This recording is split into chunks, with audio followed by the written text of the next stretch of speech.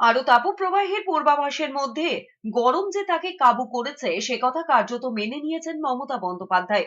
গলসির সভায় মাইক হাতে শুরুতেই গরম নিয়ে অস্বস্তির কথা বলেছেন মমতা বন্দ্যোপাধ্যায়। তিনি বলেছেন, গরমটা খুব বেশি, লু লেগে যাচ্ছে, হেলিকপ্টারও হিট চেম্বারে পরিণত হয়েছে, শরীরের সব জল শুকিয়ে যাচ্ছে। গরমের প্রসঙ্গ টেনে বিজেপিকে বিদায়ের কথা বলেছেন মমতা বন্দ্যোপাধ্যায়। তিনি বলেছেন, আর তো 1 মাস টেনে দেবেন, কিন্তু বাংলা তো বটেই, ভারত থেকে বিজেপিকে বিদায় দেবেন। বিজেপি কমিশনকে একযোগে আক্রমণ করে বলেছেন, আগে মে মাসে দ্বিতীয় সপ্তাহের মধ্যে ভোট শেষ হয়ে যেত, এবার 3 মাস ধরে ভোট হচ্ছে।